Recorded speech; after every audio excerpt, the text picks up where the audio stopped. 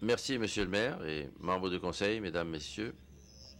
En fait, il y a beaucoup de questions qui ont trouvé réponse ici en matière de sécurité, mais il y a aussi beaucoup de questions, surtout concernant la voie centrale pour tourner à gauche. Donc, je vais vous donner l'occasion, en fait, peut-être de vous parler de la sécurité routière en matière de cyclisme, mais aussi automobiliste.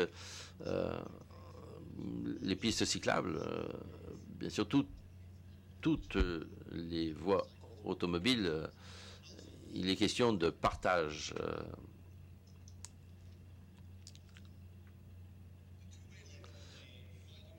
Alors pourquoi? Une des raisons, c'est que ça permet de réduire la vitesse, réduire les collisions possibles, et ça donne aussi l'occasion aux gens de faire des virages à gauche dans les rues ou dans les entrées de façon sécuritaire en évitant la circulation rapide de l'autre sens. Donc il y a deux lignes pleines et à l'intérieur il y a des lignes brisées. Alors on demande pourquoi des lignes pleines. Selon l'association canadienne partout au Canada, c'est comme ça qu'elles sont peintes. Une ligne solide, en fait, ça ne veut pas dire qu'on ne peut pas doubler. Mais vous pouvez, en fait, traverser cette ligne pour conduire de façon sécuritaire, pour tourner à gauche. Mais ce n'est pas pour dépasser un autre véhicule. Et ça, c'est un sujet qui est important. Et il faut s'assurer que les gens comprennent, que le public comprend que ce ne sont pas des voies qui sont conçues pour dépasser des véhicules ou pour circuler dans ces voies. Permettre virage à gauche pour sortir des voies de circulation et attendre un espace dans la circulation qui s'en vient. Et je souligne aussi de façon sécuritaire, quand on conduit un véhicule, que ce soit sur un 4 voies, 5 voies ou sur 2 voies, lorsqu'on dépasse ou lorsqu'on change de voie, il faut le faire de façon sécuritaire. Et c'est exactement la même chose lorsqu'on rentre dans une voie centrale pour tourner à gauche. Il faut le faire de façon sécuritaire. Les véhicules de toutes les directions peuvent tourner à gauche, c'est vrai. Alors lorsque vous décidez de de tourner à gauche, il faut le faire de façon sécuritaire. Mais il y a aussi la question de respect. Je pense que Art l'a dit plus tôt, lorsqu'il y a une voiture que vous voyez s'en venir dans les deux sens, évidemment, les deux doivent avoir le respect suffisant pour permettre à l'une ou l'autre de faire le virage. Ce sont des choses qui ont été prouvées. Il y a des études qui réduisent les collisions. Ça permet la circulation fluide tout en ralentissant la vitesse. C'est le cas. Nous avons fait une étude sur le chemin Salisbury. 85%, ça veut dire que 85% des véhicules, en fait, circulent à une certaine vitesse, 85 km à l'heure. On a fait deux autres études et la vitesse était à 65 km à l'heure. Donc il y a eu une chute de 20 km. Pourquoi est-ce que c'est important? À cause de la gravité des collisions. 85 km à l'heure, c'est pas du tout la même chose qu'à 65 km à l'heure. C'est pour ça que oui, nous allons essayer de réduire les collisions, mais s'il va y avoir une collision, elle sera certainement moins grave. Et encore une fois, le point que j'aime souligner, c'est de dire que ça n'est uniquement pour virer à gauche, pour tourner à gauche, pas pour dépasser et pas pour circuler non plus. Alors comment est-ce qu'on se rend dans cette ligne centrale? On peut le faire à une centaine de pieds avant. On accède à la ligne centrale et puis si c'est possible, on tourne. En matière de sécurité routière, c'est la responsabilité de tous, les automobilistes, les cyclistes, les piétons, la régie, la police et le public en général. Si on arrive à comprendre la sécurité routière et la responsabilité, nos routes seront sécuritaires. Un petit peu de sécurité routière peut-être en matière de cyclistes. C'est pas uniquement pour les vélos, ça fait 5 ans qu'on a des pistes cyclables dans notre communauté, donc ça n'est pas quelque chose de nouveau. Le cyclisme en rue, faire du vélo dans la rue, c'est pas nouveau. Mais ce qui est important pour les cyclistes, c'est d'avoir un véhicule, un vélo qui soit en forme, en pleine forme, en bonne condition. Certainement, oui, il faut, c'est la loi, porter un casque. Il y a des gens qui choisissent de ne pas en porter, de même qu'il y a des gens qui décident de ne pas boucler la ceinture de sécurité. C'est une décision personnelle, c'est leur décision, c'est une préoccupation en matière de sécurité pour eux, mais la loi dit qu'il faut porter le casque, comme la ceinture de sécurité. Il faut respecter les signalisations routières. Il y a des gens qui brûlent les feux rouges, qui ne s'arrêtent pas au stop. Ce sont les mêmes règles que pour les véhicules. Il faut s'arrêter à un stop, il faut s'arrêter à un feu rouge et il faut respecter le code de la route et les autres utilisateurs. Des habits visibles, toujours le jour évidemment, mais surtout la nuit. Il faut avoir des vêtements qui réfléchissent la lumière. Il faut aussi avoir une lumière blanche à l'avant et rouge à l'arrière. Pendant la journée, les réflecteurs fonctionnent, mais pendant la nuit, il faut avoir l'équipement et le matériel nécessaire, lumière. La signalisation des mains, c'est important pour un cycliste, parce que c'est comme ça qu'on communique avec les automobilistes et d'autres personnes. Il faut être juste à droite, dans la direction de la circulation. C'est important, il faut toujours aller dans le même sens que la circulation. Les automobilistes ne se sentent vraiment pas à l'aise lorsqu'un cycliste s'en vient en face d'eux dans la direction opposée. Il faut faire du vélo du même côté que les véhicules automobiles. Il faut respecter les autres utilisateurs de la voie, les piétons, les autres véhicules à moteur. Et il faut prévoir, c'est important. Et il faut être prévisible aussi, c'est-à-dire en se servant de la signalisation avec les mains. Nous avons tous vu, il faut se le rappeler une fois, que si on veut tourner à gauche, on se sert toujours de la main gauche en fait. On dit, ok, ça veut dire qu'il faut être à l'aise de faire du vélo avec une main, et il se sert de la main gauche pour faire la signalisation. À droite, à gauche, s'arrêter. Et aussi, vous pouvez vous servir de votre main droite pour tourner à droite, mais on vous suggère de vous servir de votre main gauche. Il y a un site web qui s'appelle roadid.com. C'est un site web, il parle du Tour de France, mais il y a de très bonnes vidéos par rapport au respect, la sécurité pour les cyclistes, pour les véhicules moteurs. Je vous incite à aller le voir, on va le mettre sur notre site web en lien. C'est pour montrer à notre public en fait, il y a de très bons outils en matière de conscientisation. Par rapport aux véhicules automobiles, ils doivent respecter les pistes cyclables. Et on va repasser à travers quelques questions qui étaient très, très bonnes. Les autobus scolaires, les autobus de Kodiak, les camions de livraison, etc. Les cyclistes, en fait, ont le droit à leur part de la chaussée, comme les véhicules automobiles. Ce n'est pas la responsabilité du cycliste de s'écarter d'une automobile alors qu'il a légalement le droit d'être là. C'est la responsabilité du véhicule à moteur de s'écarter, de laisser le passage. Lorsqu'on approche d'un cycliste et qu'on se prépare à le dépasser, il faut ralentir. Et comme on le ferait pour tout autre véhicule, donc grosso modo, si vous allez dépasser un cycliste, vous le faites de façon sécuritaire et en vous assurant que tout est clair. Il faut évaluer la situation, que c'est sécuritaire de dépasser, et il ne faut surtout pas klaxonner. Lorsqu'on est cycliste et qu'on entend un klaxon, on va sauter peut-être. Ils peuvent vous entendre, ils savent que vous êtes là, ils regardent toujours en arrière. Encore une fois, respectez la chaussée et les autres utilisateurs.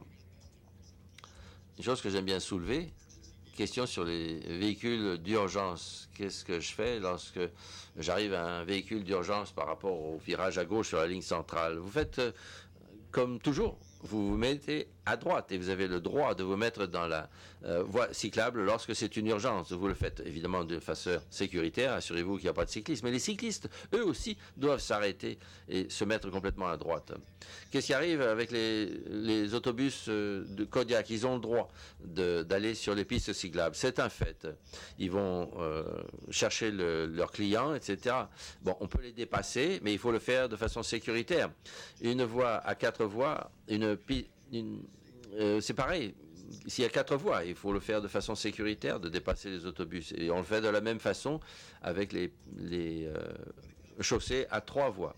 Les autobus scolaires vont s'arrêter vous devez vous arrêter aussi lorsque leur feu clignote.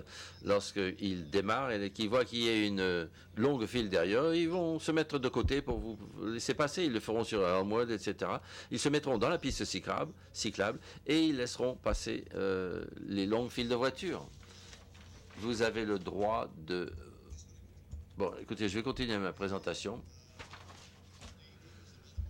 Je crois qu'il y avait une autre question aussi sur le stationnement sur la chaussée. Shediac et Salisbury, défense de stationner de toute façon. Cependant, s'il y a des gens qui viennent pour faire votre paysagement, ben écoutez, dites-leur de se mettre dans votre entrée. La livraison postale, ils vont probablement se mettre sur les pistes cyclables. Il faudra que les cyclistes les contournent, mais ils ne sont pas là toute la journée. Ils sont là tous les jours, mais il reste que peu de temps. La configuration de la voie routière, de faire passer une voie routière de 4 à 3 ou à 2 pour permettre des pistes cyclables dans les directions, en fait, c'est un rétrécissement de la chaussée. C'est quelque chose qui n'est pas nouveau. Ça existe partout au monde. On en voit partout au Nouveau-Brunswick, à Caraquet, à Saint-Jean, dans des différentes communautés dans la région de Halifax. Ils ont ce genre de rétrécissement de chaussée. Ça existe. En gros, la largeur, en fait, peut être convertie en piste cyclable ou en piste piétonne. L'important de ces chaussées, la plainte, en fait, principale, ou la préoccupation dont nous avons entendu pour Shediac et pour Salisbury, concerne la vitesse. Les gens qui vivent le long de ces routes nous envoient continuellement des courriels par rapport à la vitesse. On a essayé toutes sortes de choses, réduire la vitesse, la limite de vitesse, mais si vous avez une voie qui est large et il y a peu de circulation, évidemment, ce qui va arriver, c'est que les chauffeurs prudents vont pas être majoritaires. Les chauffeurs imprudents vont faire de la vitesse. Si on reconfigure de 4 à 3 voies, c'est le chauffeur prudent qui va être majoritaire et on se retrouve à la limite de la vitesse. On voit ça partout dans le monde, dans les villes, et je voudrais vous montrer. Ici, ça c'est une configuration typique avec les lignes.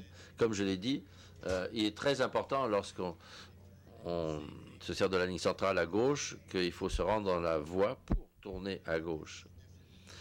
Il n'y a pas de différence avec le dépassement d'un véhicule sur une 4 voies. Il faut le faire de façon sécuritaire. Alors, rétrécissement de la chaussée, les avantages, réduction de la vitesse, amélioration de la mobilité, réduction des collisions, amélioration de l'habitabilité et de la qualité de la vie. Je vais vous montrer des exemples en Amérique du Nord où la qualité de la vie, en fait, pour les résidents, les gens qui vivent là, mais même pour tous les utilisateurs, les cyclistes, les piétons et les automobilistes, la qualité de la vie augmente. Voici quelques villes dont j'aime bien parler. Il y en a d'autres, évidemment. Mais celles-ci, en fait, sont des villes qui sont typiques par rapport à ce que nous avons ici. Ils ont transformé des 4 voies à 3 voies. Vancouver, Washington, Athens, Georgia, Lexington, Kentucky. À Vancouver, dans l'État du Washington, le débit journalier moyen était de 17 000 en 2002. Ils ont reconfiguré à 2 voies avec une voie centrale pour virer à gauche. Sur les statistiques depuis, les réductions des accidents de 52%, réduction de la vitesse des véhicules de 18%. Les gens l'ont dit, tout semble sécuritaire.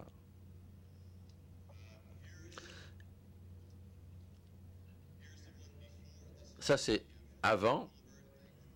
Les 4 voies à Vancouver, dans le Washington, vous voyez la circulation, il n'y a pas d'endroit défini pour les cyclistes. Et ça, c'est l'image d'aujourd'hui.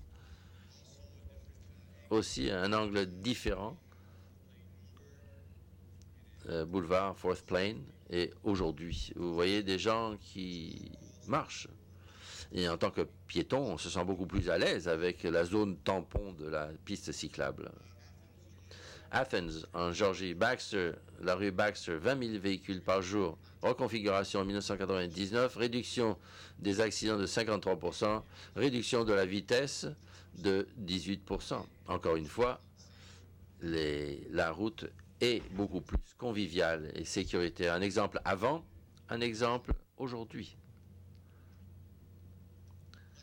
Lexington, dans le Kentucky, 20 000 véhicules par jour, encore une fois. Et quand je dis 20 000, en fait, on n'a pas réduit la capacité en réduisant à 3 voies, parce que le point important en matière de capacité, c'est les intersections, les carrefours et les virages, ou pour sortir de l'allée.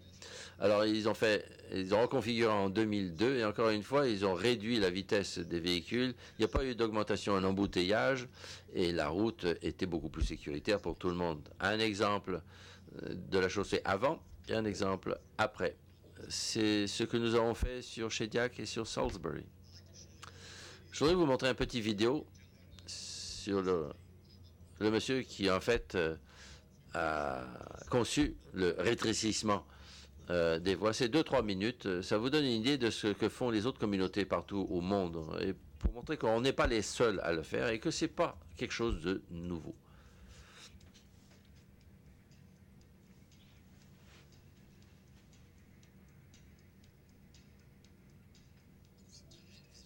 Rétrécissement de la voie. On prend une voie, on élimine. Vous en avez 4, vous vous retrouvez avec 3 voies. Ben ça, c'est un rétrécissement. C'est un régime. Je me suis servi de la phrase Road Diet en 86 dans un article que j'ai écrit avec quelqu'un d'autre. Les gens, le terme leur a plu, ils comprenaient ce que ça voulait dire, mais pour le rétrécissement, en général, c'est de passer de 4 voies à 2 voies. Et ensuite, il y a la voie centrale pour tourner et une voie supplémentaire pour la piste. C'est pour donner plus de possibilités. Ça permet aussi des pistes cyclables et des piétons. Il y a beaucoup moins de changements de ligne. Il y a une ligne qui est utilisée uniquement pour virage. Il n'y a pas de pression de se dépêcher. C'est ce qui améliore la sécurité. Donc ça permet aussi aux piétons de traverser. On a changé l'espace pour permettre à ceux qui sont ici, qui vivent ici, ont peut-être un petit peu plus, sont un petit peu plus privilégiés. Ici, on a étendu le trottoir, donc il y a encore 2 voies pour les automobiles, mais on a raccourci la distance de traverse de 50%. En gros, il y a une ligne dans chaque direction, mais ce sont les prudents qui établissent la vitesse, donc il y a moins de collisions. Un autre bénéfice, c'est que c'est bien plus facile de traverser la rue si on est un piéton. On a beaucoup moins de distance à traverser. C'est plus calme. Et en fait, le risque de là, c'est qu'il y a plus de monde qui marche, qui font du cyclisme, et plus de possibilités de socialisation. On voit que la valeur des propriétés foncières augmente aussi. San Francisco, il y a 40 rétrécissements. Je pense que c'est un maximum pour toutes les villes. Il y a beaucoup de 4 à 3, de 3 à 2. On travaille maintenant à un 6 à 4. Dans les années 90, Valencia, c'était 4 voies. Ils voulaient avoir la possibilité de cyclisme, parce que il y avait beaucoup de cyclistes. Alors on a essayé les pistes cyclables, 3 voies, une centrale, et on s'est rendu compte que la quantité de cyclisme a augmenté de 140%. Et on trouve que les commerçants, en fait, étaient très ouverts à cette idée-là des rétrécissements. Après les rétrécissements, parce que les cyclistes conduisent plus prudemment, les gens, en fait, peuvent chercher un stationnement plus facilement. Et la qualité de la rue augmente aussi pour les trottoirs. Pour beaucoup de monde, c'est surprenant que si on supprime la moitié de quelque chose, en fait, on se retrouve avec beaucoup plus de performance dans un certain sens. En fait, c'est une question de chiffres. En science, lorsqu'on a moins de quelque chose, ça devient beaucoup plus efficace. Les rétrécissements et beaucoup plus rapport qualité-prix est génial. Il peut y avoir 1 000 pour 50 000 $, en fait, ce qui est le coût d'un trottoir. Ou pour faire une comparaison, une signalisation, c'est 300 000, 400 000 $. Donc ici, c'est New Haven, et on voit des voies qui sont vraiment trop larges. La route est vide, quasiment, et tout cet espace entre ces 2 voies, en fait, à un moment donné, c'était des logements. Ils ont tout rasé pour mettre une autoroute. L'autoroute n'est jamais venue, elle ne viendra jamais. Et maintenant, on a encore ces routes très large, où il y a beaucoup de circulation très rapide. C'est quasiment 90 km à l'heure. La sécurité, c'est important. Il y a des gens qui sont morts tout près d'ici, des docteurs qui travaillent dans cet hôpital. Alors on étudie les possibilités d'éliminer les voies dont on n'a plus besoin. Lorsqu'il y a trop de voies, en fait, ça encourage la vitesse. Alors, les gens veulent vivre dans les villes, mais il y a beaucoup de nos rues, 30, quelquefois 40% en fait des rues pourraient fonctionner mieux avec moins de voies. Donc la configuration, il faut rendre nos rues peut-être beaucoup plus comme elles étaient avant.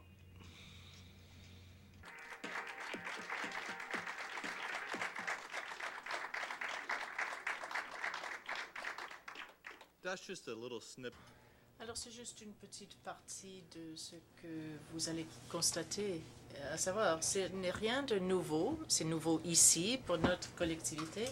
Et Paul l'a déjà mentionné, ces questions d'éducation qui est essentielle, d'information, les médias, en passant par le site web, nous devons continuer à instruire le public sur les règles de la route et enseigner aux utilisateurs de partager la route. Merci. Avez-vous des questions?